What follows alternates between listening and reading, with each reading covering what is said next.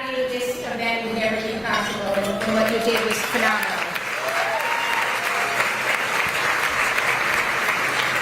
So many of us have been celebrating Emerge together for 20 years. And all of the long-timers who are here, and there are many of them, you know how this all began. It all started here in San Francisco. In the early 2000s, when a powerhouse founder and some incredible co-founders had a vision. Emerge's recruitment, training program, and network of support needed to go nationwide. We could not celebrate 20 years without acknowledging and thanking these amazing women. With us tonight, we've got Emerge founder Andrea Big and 6 of the co-founders, including Dory McKee, Maureen Murtaugh, Nadine North, Tammy Pastor, Gretchen Schoenstein, and Maria Starr. So please all stand and allow us to express our deep gratitude.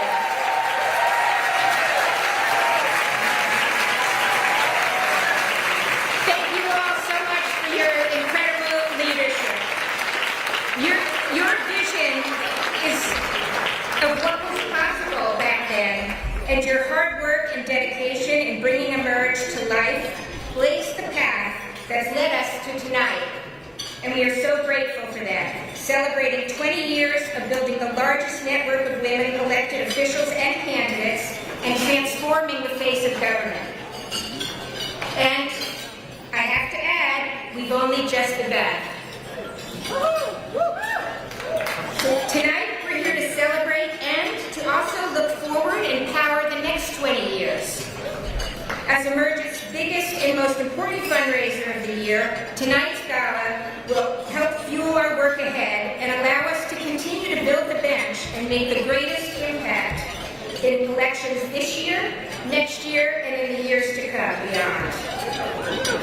Please keep in mind when Teresa Farrell, who is our inspiring auctioneer, when she takes the stage a little bit later, I'm hoping that everybody here will engage in a little bit of friendly competition tonight to make this Emerge's most successful event ever. And it is now my great honor to introduce you to Emerge's President and CEO, Ashanti Golar. Ashanti has been in the Emerge family since 2006, when Emerge Nevada was founded in her home state. She went from sitting on the Emerge Nevada Board of Directors to becoming the political director of Emerge in 2016. As political director, Ashanti expanded Emerge's strategy to include the South, seeing it as a fertile ground for Democrats. And what we've accomplished since Ashanti became president of Emerge in 2020 is just nothing short of remarkable.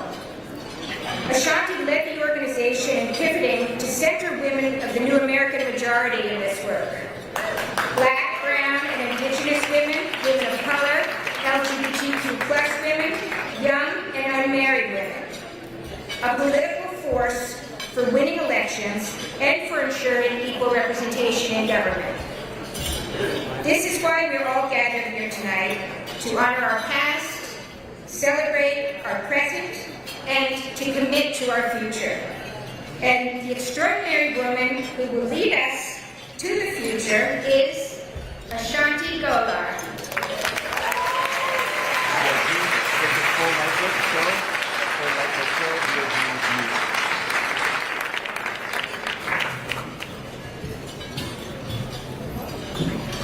Good evening, everyone.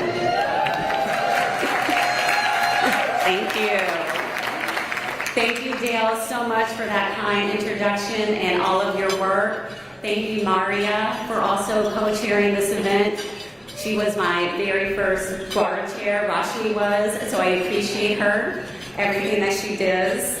And to the amazing host committee, I thank you all for everything that you have done to allow us to be here. So good evening, everyone. I'm Ashanti Golar. I am the President and CEO of Emerge. We have a very big night. Tonight we are celebrating our 20th anniversary. Thank you all for being in this room, and thank you to everyone who is also joining us from home. We have a live stream happening, and we have a global audience that is watching us tonight. We appreciate you live streaming and everyone's commitment to Emerge. It truly has been a pleasure to work for this organization since 2016, but to also be a co-founder of our Emerge Nevada affiliate since 2006. So I pretty much have been around from the beginning. And now, at 20 years, we get to celebrate the fact that we have now trained over 6,500 women to run for office through our signature training programs. That's the first time we're announcing that tonight. And of course, we have over 1,200 alums serving in elected office across the country. And I am so thankful to have the original Emerge woman, Kamala Harris, who is going to be joining us tonight. I know everyone is so excited to hear from you. But before we continue, I do want to take a moment to recognize the women in our network. Would all of the Emerge women in office please stand to be recognized?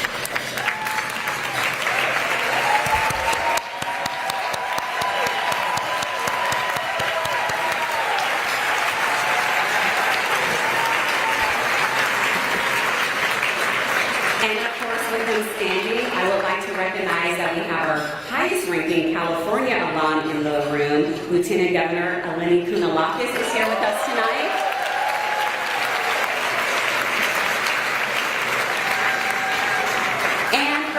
Not an alum, but you are a FOE, friend of Emerge. And I am looking at former Congresswoman Katie Porter, and of course,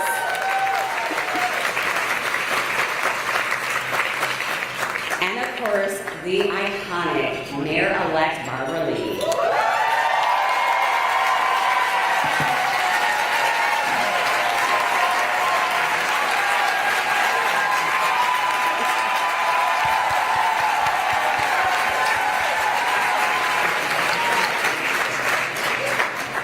And I really appreciate him being here tonight. Our new DNC Chairman, Ken Martin, is joining us.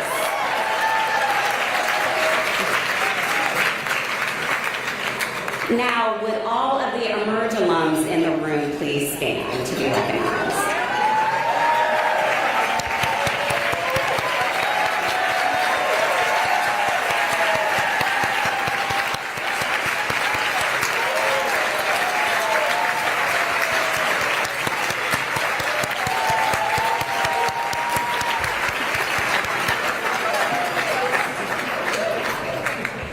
To our national board leadership, you have allowed us to usher in a new era of Emerge, where we center women of the new American majority, and I am thankful for your support every day. With the Emerge national board members, please stand to be recognized.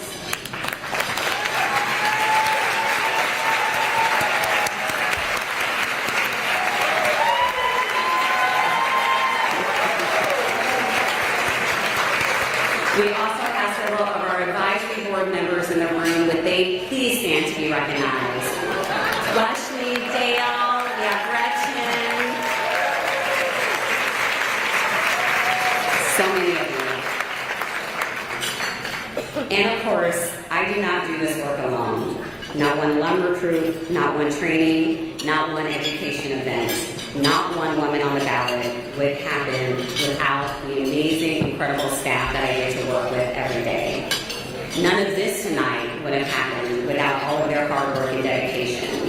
Will everyone on the Emerge team please stand to be recognized?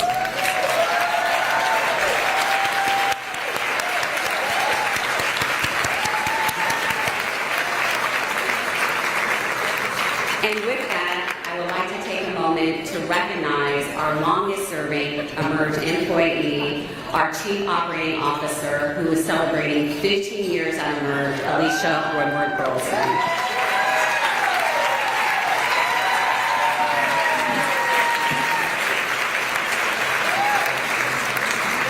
Alicia, I love you so much, and I would not be able to do this without you. Now, I'd just like to take a moment of personal privilege and briefly reflect on my time leading Emerge. Many of the organizations that were doing this work when we started are no longer around. We have not only survived, but we have thrived. And it's not only because of the fantastic team that we have and the support from everyone in this room and everyone watching, but because we always remain grounded in our values. That is what has enabled us to reach 20 years. Standing in our values means not only recruiting and training union women to run for office, but working with union vendors. That's why I want to take a moment to recognize the servers that have stepped up from Unite Local 2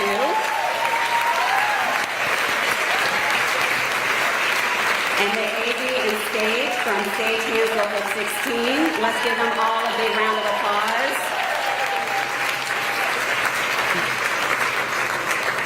I'm very fortunate to do this job during this time because our women in office continue to inspire me every day. And it's an honor to lead our team of women across the country, training and developing the next generation of leaders in our country.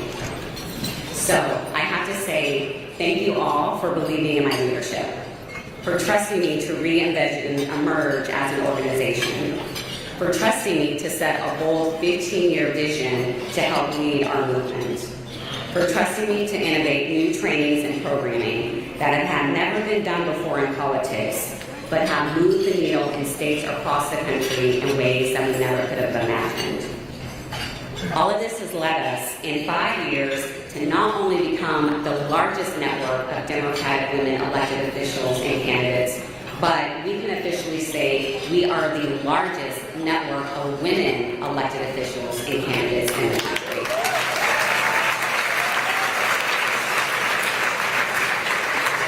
Now, I'm excited to introduce our first conversation of the night. You're going to hear from some of our great Emerge women. Please welcome to the stage to join me, Emerge Virginia alum, former Congresswoman and candidate for Virginia Governor, Abigail Spanberger.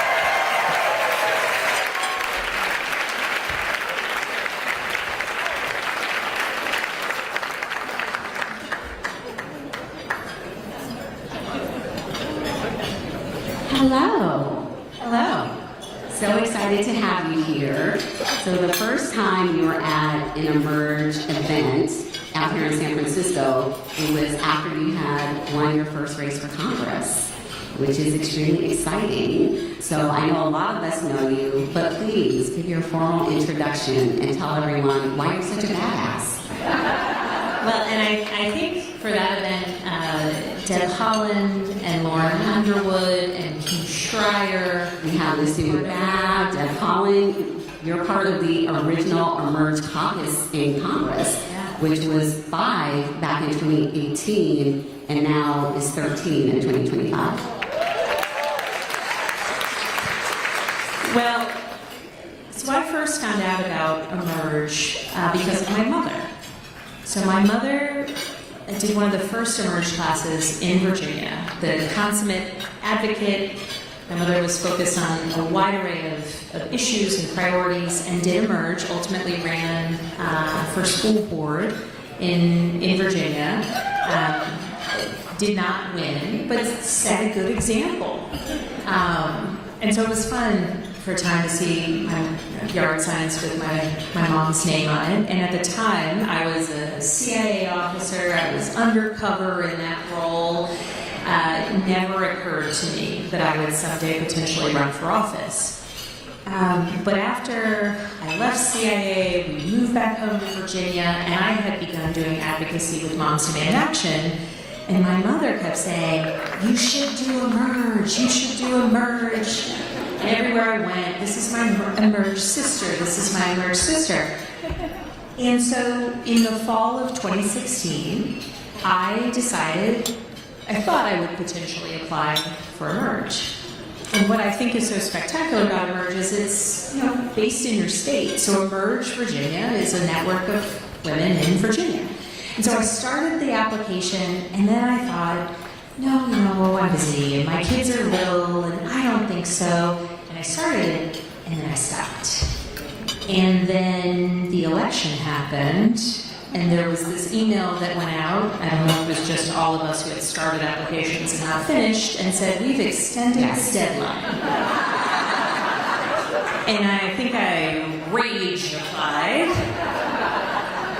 And I was accepted into the class, and even at that time, my whole thought process was, this will help me, as somebody who had previously been on the Hatch Act and wasn't necessarily super comfortable in the political space, thought this will help me with the advocacy that I believe in. And applied to the program, was accepted, started, and what I found so amazing was to be in a room of other women who believed in the value of electing good people, strong people, in our case in Virginia. And so there were some people in that class who never had any intention of running for office. Some of those people who really never had any intention, who by the end of the class were running for Congress. But actually one of my Emerge sisters is here today, just by coincidence. So Johanna, where are you? And so it's been an extraordinary journey, and certainly I think among the valuable things that you learn in Emerge, to sit in a room of other people and to say out loud, I think I might want to run for office, is the most kind of impactful, empowering thing that you can experience. And there's not a world in which I think I would have run for office had it not been for that experience. So obviously the bottom line is my mother is always right.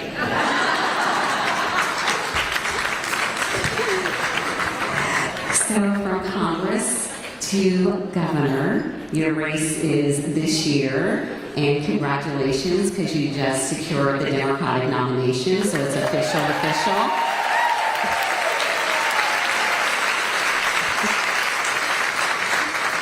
And as a Virginia resident, I love that, because I get to vote for you, and I just know how much we need you in that role, because I see the destruction that is happening every day in Virginia with the current Republican governor.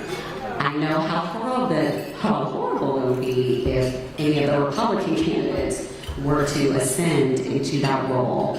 So just tell everyone a little bit more about your race and what is at stake, because so much has been accomplished in Virginia due to your leadership in Congress, our Emerge alums serving up and down the ballot, and we need to definitely get the state back on track. So in 2025, the only statewide races are Virginia and New Jersey. And in Virginia, we currently have 3 statewide electeds. In Virginia, we're each elected independently, and we have a Republican governor, lieutenant governor, and attorney general. We do have a small majority, 51 out of 100 seats in the House of Delegates, and all 100 seats are on the ballot this year. And we have amazing candidates running up and down the ballot in the Commonwealth this year. And so what's at stake is frankly everything, right? When I first started running for governor, my focus was on affordability, endeavoring to lower costs, contending with the housing and the healthcare affordability crisis, endeavoring to put Virginia on the path towards having the best public education system in the country, and recognizing the continuous attack on our rights, certainly across the country, but the need to protect them in the Commonwealth. Now, you add all of those individual issue areas to the reality that Virginia is home to more than 320,000 federal employees. Our very economy is under attack, and we need a governor who's going to stand up for Virginians, their livelihood, the service that they render to our country.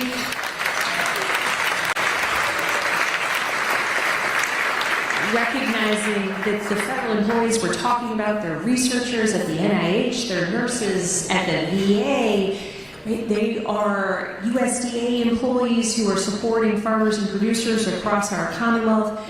This is the impact that we see. And at this time of chaos and challenge across the country, Virginia gets to be an example for what you can get right when we have good candidates running solid campaigns, endeavoring to defeat extreme ideas, ideologies, politicians who want to take public dollars out of public education, politicians like my opponent who would take us back as it relates to reproductive rights in the Commonwealth of Virginia.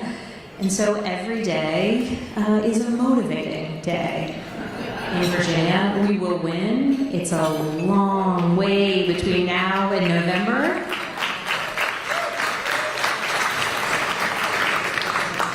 But we're clear-eyed about the challenge before us, and I know that we can and we will flip the governorship, the lieutenant governorship, the attorney general.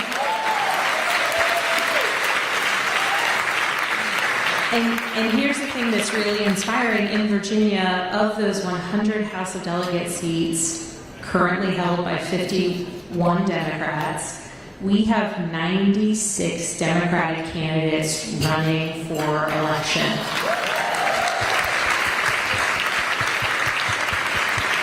In the bluest of the blue, and the reddest of the red, and everywhere in between, we have people who are standing up, who want to represent their communities, who recognize that this year is the year that across the Commonwealth of Virginia, it's the year to stand up for the policies and the people of our Commonwealth. And I know that we will do right, certainly by Virginians, but we will make an extraordinary example that I hope other states will follow in 2026.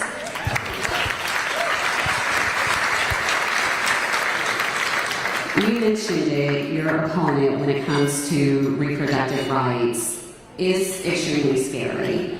Because right now, Virginia is the only state in the South where we still have access to reproductive freedom.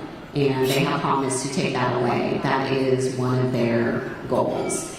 You know, they try to chip where they can. We have great alums, emerge alums who are fighting that. But just tell us a little bit more about that, because it is going to be extremely scary when you look at a map and you look at the South, and millions of women will not have the ability to control their own body. Virginia is the only state in the South that, since the Dobbs decision, hasn't further restricted abortion access.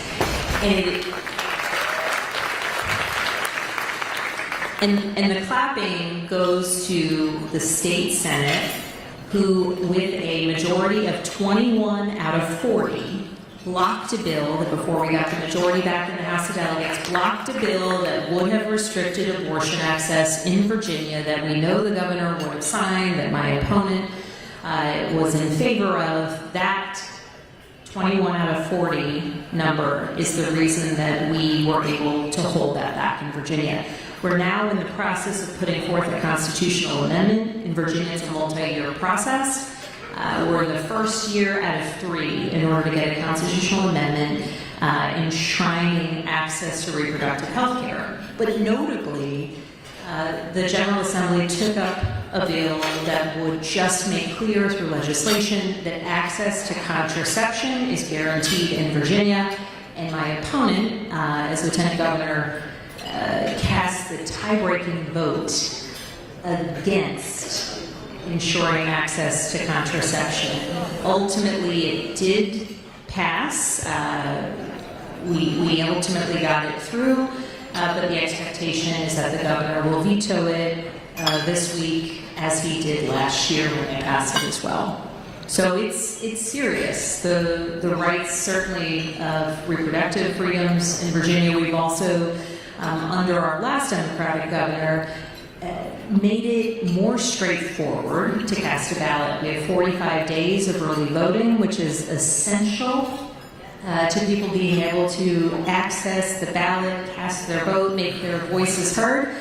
And we know that the basic rights in the Commonwealth of Virginia are under threat if we see the election go the wrong way, which is not what will happen. We are so lucky to have you stepping up to run for governor. We have another emerge alum, Shannon Taylor, stepping up to run for AG in Virginia. We have a great partnership with the Democratic Attorney General Association. So I do want to close us out by just having you quickly say why do we still need women running during this time? Because one of the things that is really, really making me angry, y'all, is we actually have some women elected officials that have made comments that women shouldn't run, that they may not get elected. Y'all say it's not me, but it's unfortunately real. So at Emerge, we're always here to do this work, we're committed to this work. What would you say to those women who are thinking about running for office? Do it. Run. And the sort of most consequential piece of it is being able to utter those words, I think I want to run for office. I'm going to run for office. I am running for office. And I'm running for governor. I love my wonderful Commonwealth. So I'll center my answer on Virginia. The women who are running to flip seats in the House of Delegates, and so many of the candidates who have been elected in recent years, and frankly some of the steadiest voices in our General Assembly, are women, powerful women who bring their experiences to the legislature every day. And in 2025, I'll just name a couple. Kimberly Pope Adams is a woman who ran for the House of Delegates and lost by, I believe it was 53 votes in 2023. She's an unbelievable candidate. She's a single mom. She is an auditor and gives this incredible speech that makes me feel like, oh my gosh, we need auditors in the General Assembly. Lily Franklin, who is running in Southwest Virginia, who, when she ran in 2023, frankly speaking, lots of people said she's too young, it's a red area, no way will she win. And I went and campaigned with her a ton, and I was telling everyone this woman can win because she brought energy, urgency, and passion to the community that she was of and the community she wanted to serve. And in the end, she came up 183 votes short. This year, she will win. And when she does, she will be bringing the voices of some students at Virginia Tech, which she'll represent a portion of them, but importantly, farmers and producers in our agricultural communities in a portion of Southwest Virginia. She'll bring those voices to Richmond. And Leslie Mehta, who, my last example, though I could go on because there's so many incredible women, she ran for Congress last year in the 1st District. Came up short, but man, oh man, when she was considering running again, people said, well, you ran for Congress. Why wouldn't you run for Congress again in 2026? And she came to me and she said, I just want to serve. I want to be able to bring voices to government. She's an attorney, she was an ACLU attorney, she's brilliant. I first met her, she has, her late daughter had a genetic disorder, and she's done a tremendous amount of advocacy for rare disease research. She's brilliant. And people said, well, why would you want to run for House of Delegates? It's much smaller, it's a smaller race. And I said, it's perfect. Because when you bring that congressional race energy to your geographically far more compact House of Delegates district, your opponent's not going to have any idea what hit him. It's going to be awesome. And these women, they're going to win. And frankly, when kids, and not just little girls, when kids come to Richmond and they look at our General Assembly already, on the Democratic side of the aisle, they see who they can be. They see it. And so anyone thinking about running, just do it. And frankly, recognize that when you win, it's actually the fact that you may not fit the usual mold that will be your strength in governing. Thank you so much for everything that you do. Thank you for being here. And I can't wait to call you my governor. Thank you. Thank you.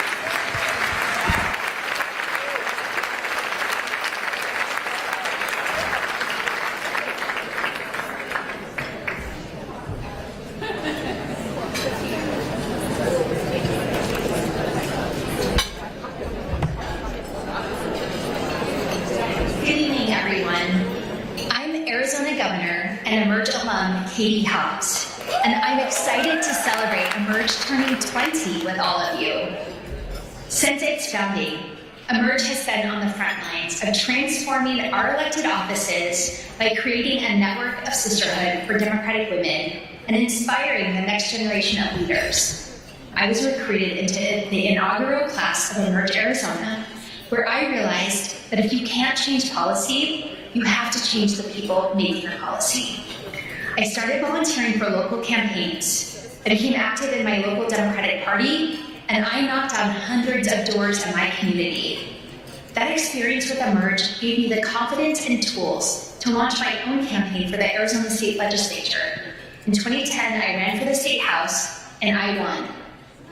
Since then, I haven't lost an election, and I haven't stopped fighting for Arizonans, as minority leader in the State Senate, as Secretary of State, and now as Governor. I'm so proud of how much we've accomplished for everyday Arizonans in the last 2.5 years. From canceling $2 billion in medical debt for over 1 million Arizonans, to providing down payment assistance so that more Arizonans can live the American dream and buy their first homes, to protecting reproductive freedom from extremists by repealing the dangerous 1864 abortion ban and enshrining abortion rights into the Arizona Constitution. Working together, there's nothing women in power can't do. So congratulations to Emerge. And thank you so much for all of you watching tonight who support this organization. Without you, Emerge Women in Office couldn't do what we do. Here's to another powerful 20 years.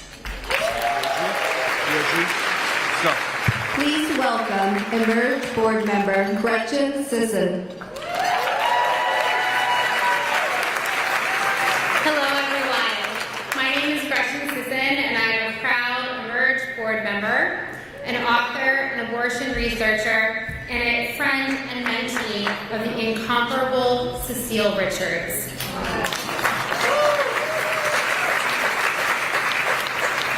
It might seem impressive to have had Cecile as a mentor, but I promise it wasn't, only because Cecile was a mentor to everyone in our field, and she took that role incredibly seriously.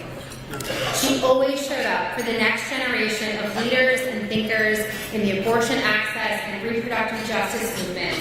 She showed up with advice, with her network, and with a shared purpose and moral clarity around the work that needed to be done. She was a fearless executive, and she was a movement builder, because while she was undoubtedly a once-in-a-generational messenger, she also deeply cared about getting stuff done. And I know I'm introducing a woman from Michigan, so I could say something else, but we're going to stick with stuff right now. Which brings me to tonight's recipient of the Cecile Richards Impact Award. As we've seen in the last 2 cycles, a lot of politicians want to run talking about abortion access, but not everyone actually wants to govern on abortion access when it comes time to deliver for voters.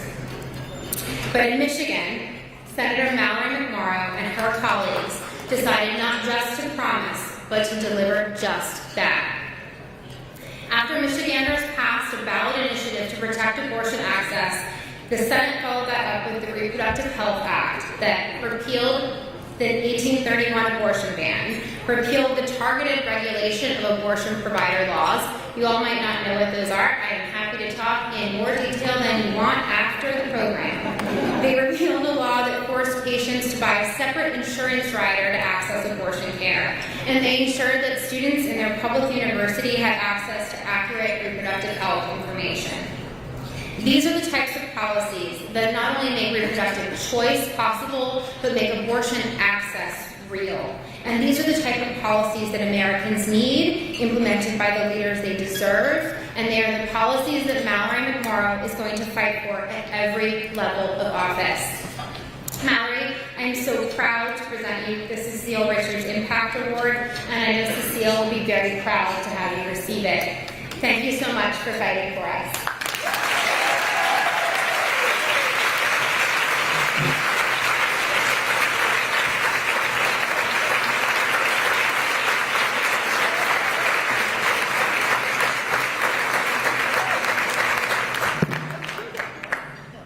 Good evening. I'm so proud to be here tonight, and I want to tell you a little story. A video went viral the day after the 2016 election. It was middle school students chanting, "Build that wall," at a Latina student. They were slamming on the tables and yelling. That was at Royal Oak Middle School, which was my polling place the day before, where I stood in line hoping to end Trump's hopefully brief journey into politics by electing our first woman president. Then, when that didn't happen, I did the only logical thing I could think to do of next. I Googled how to run for office.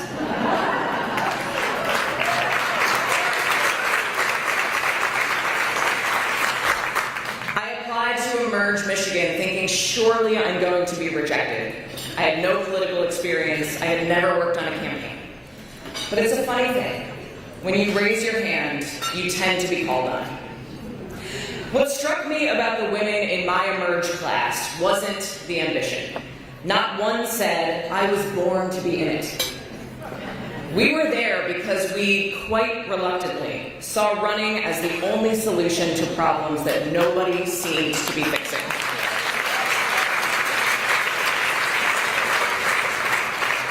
A black woman in her 70s from Detroit said she'd lived through the '67 riots and had never seen things as bad as they were today. A child care center director watched as women were demoralized and resources were cut. A scientist was horrified by the anti-science, anti-fact rhetoric coming from politicians like Donald Trump. And as for me, I wanted to believe in an American dream where decency matters, where everyone feels seen and heard, where our creativity and hard work mean that we are limitless. An American dream in stark contrast to the American nightmare unfolding that celebrated lifting some up by tearing others down. In 2018, I took on a Republican incumbent whose father had served in Congress for 16 years and who had won his last election by 16 points. With an all-woman team, we beat him by 4 points.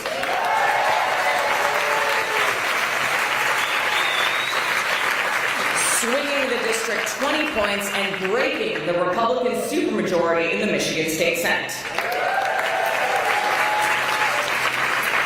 Then in 2022, after a floor speech of mine went viral, I raised millions of dollars for other candidates running for state senate, and we helped flip the state senate for the first time since 1984. And when we took that power, we weren't afraid to use it. We got to work. Repealing Michigan's 1931 abortion ban, passing gun violence prevention measures, universal school meals, building thousands of new housing units, canceling medical debt for tens of thousands of Michiganders, expanding child care, and so much more. Now, I'm running for U.S. Senate with that same why. Not because I ever wanted to be a senator, but because if you haven't noticed right now, our country is going through it. We need that spirit that I found with those 22 other women learning the hard way how to make our own seats at the table because we know damn well nobody else is going to make them for us. Because ours is a country that needs to be fixed, righted, and restored. To wake up from the American nightmare and write our new American dream. Because all of us in the room, we are the ones who are going to write it. Thank you very much.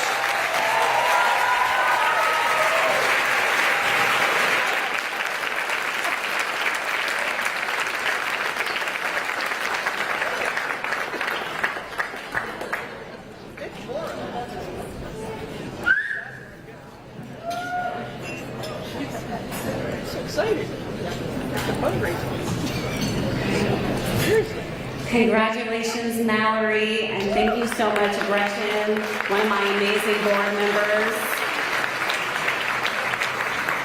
All right, it's time. We are so honored to have our next guest joining us tonight.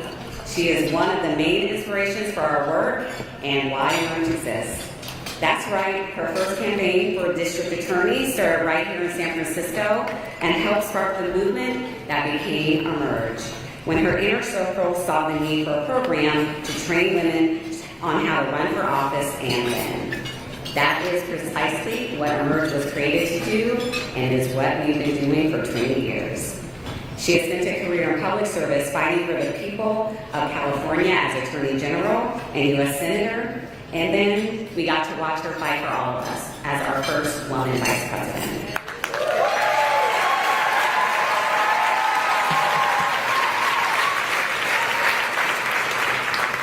I think we all know who I'm talking about. She is the original Emerge woman, the one and only, our 49th Vice President of the United States, Kamala Harris.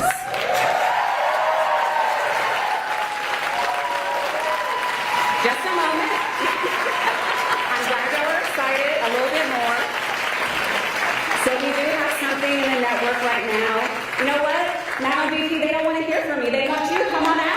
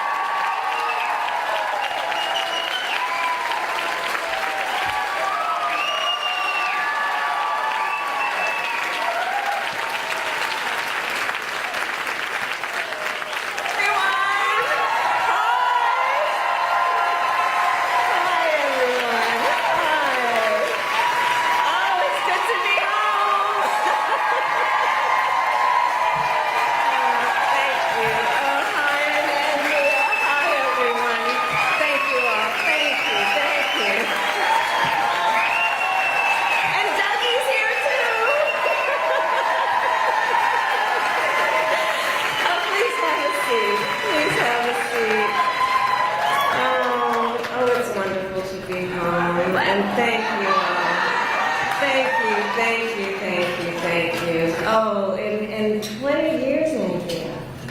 My goodness. I mean, your babies are grown. Good evening, everyone. Thank you for supporting Emerge. Thank you for supporting Emerge.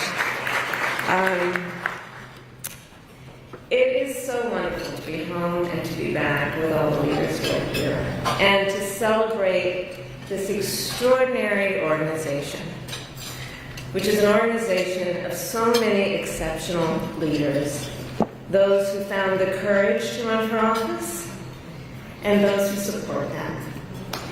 Emerge, I will say something you know. Throughout my entire career in life, I have always believed in the ideals of our nation. The ideals reflected in the Declaration of Independence, that all are created equal and endowed by our Creator with certain inalienable rights. Ideals advanced and affirmed by the service and sacrifice of generations of patriots.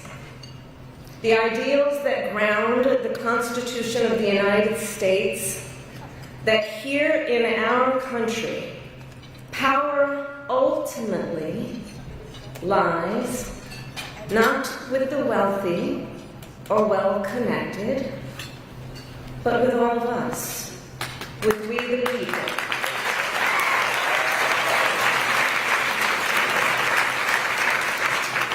Now, of course, I recognize that America has never fully lived up to these ideals, that for all the gains we've made, the American dream has for decades been slipping further out of reach for so many, and that the American people deserve leaders who make their lives better and make our country stronger.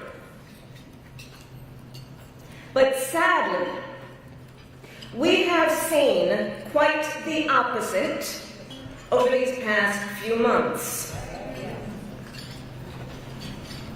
Now, I know tonight's event happens to coincide with the 100 days after the inauguration, and I'll leave it to others to give a full accounting of what has happened so far. But I will say this. Instead of an administration working to advance America's highest ideals, we are witnessing the wholesale abandonment of those ideals.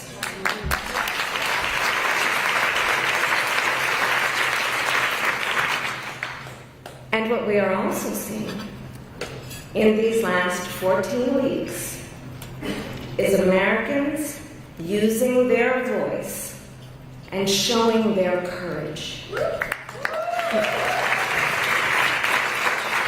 We all know President Trump and his administration and their allies are counting on the notion that fear can be contagious. They are counting on the notion that if they make some people afraid, it will have a chilling effect on others. But what they're overlooking, what they have overlooked, is that fear is not the only thing that's contagious. Courage is contagious.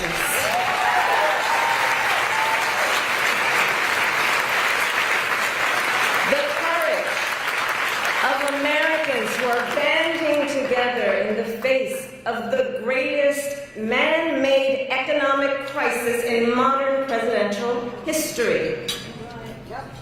Americans across the political spectrum who are declaring that the president's reckless tariffs hurt workers and families by raising the cost of everyday essentials, devastate the retirement accounts that people spent a lifetime paying into, and paralyze American businesses, large and small, forcing them to lay off people, to stop hiring or pause investment decisions.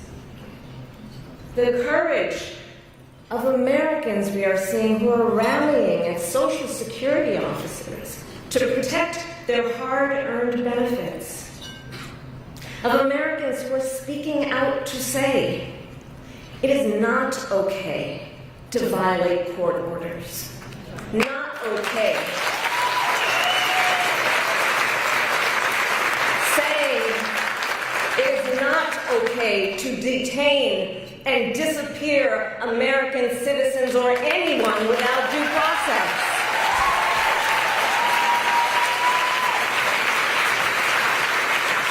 The courage of judges to uphold the rule of law in the face of those who would jail them.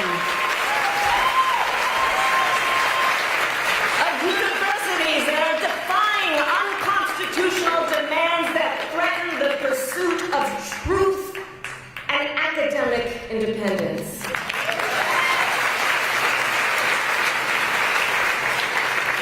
And I will tell you, the courage of all these Americans inspires me.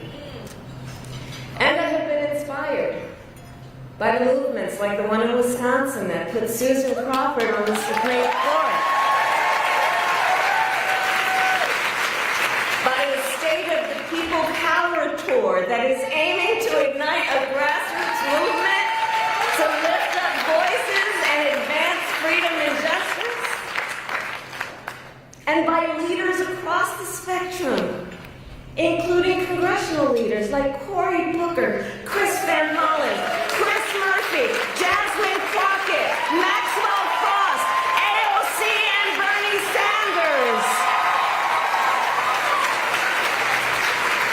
All who, in different ways, have been speaking with moral clarity about this moment. So here's one of the other things I wanted to talk about tonight, and to highlight. So look, some people are describing what's been happening in recent months as absolute chaos. And of course I understand why. And it's certainly true of those tariffs. Tariffs that, as I predicted, are clearly inviting a recession. But friends, please let us not be duped into thinking everything is chaos. I know it may feel that way. But understand, what we are in fact witnessing is a high-velocity event, where a vessel is being used for the swift implementation of an agenda that has been decades in the making. An agenda to slash public education. An agenda to shrink government and then privatize its services. All while giving tax breaks to the wealthiest among us. By the way, an agenda that is not lowering costs, not making life more affordable, and not what they promised. It's an agenda, a narrow, self-serving vision of America, where they punish truth tellers, favor loyalists, cash in on their power, and leave everyone to fend for themselves, all while abandoning allies and retreating from the world. And folks, what we are experiencing right now is exactly what they envisioned for America. Right now, we are living in their vision for America. But this is not a vision that Americans want.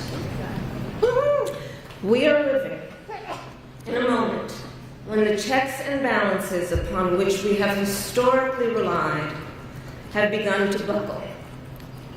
And we here know that when the checks and balances ultimately collapse, if Congress fails to do its part, or if the courts fail to do their part, or if both do their part, but the president defies them anyway, well, friends, that is called a constitutional crisis.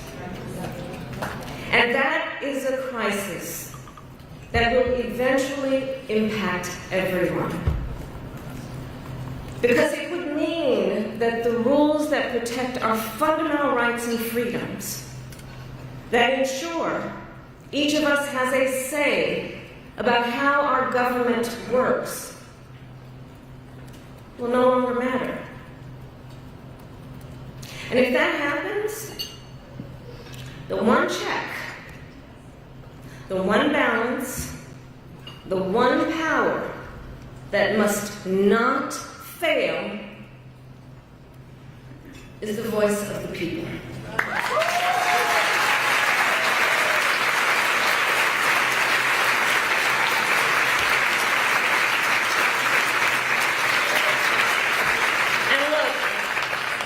Look, right now I know a lot of folks are wondering what's going to guide us through this moment.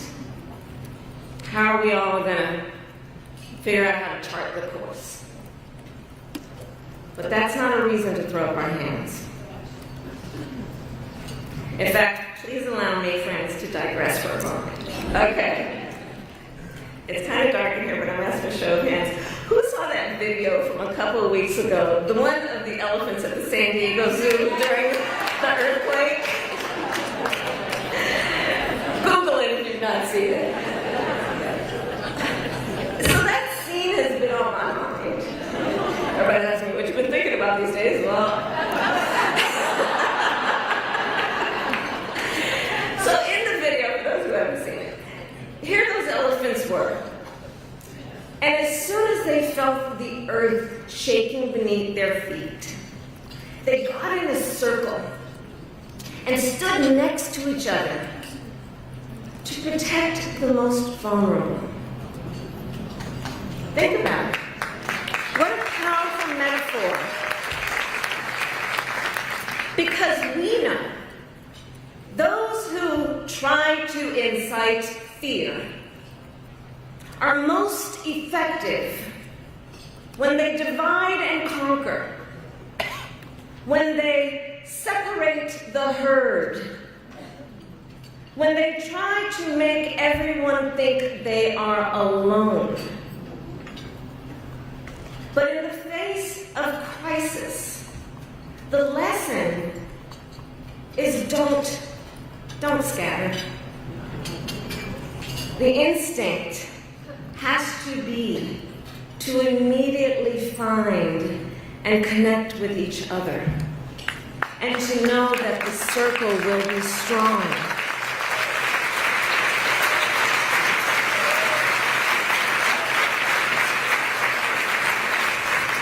So I'll end with this. I am not here tonight to offer all the answers, but I am here to say this. You are not alone, and we are all in this together. And straight talk, things are probably going to get worse before they get better. But we are ready for it. We are not going to scatter. We are going to stand together, everyone a leader, and emerge. You have a special role to play. Organizing is as important as ever. Mobilizing is as important as ever. Running for office is as important as ever. So please, everyone here, please keep doing what you are doing. And to everyone, let's lock it in. Lock it in. Gear up for the hard work ahead. And please, always remember, this country is ours. It doesn't belong to whoever is in the White House. It belongs to you. It belongs to us. It belongs to we, the people. Thank you. God bless you, and God bless America. Thank you all.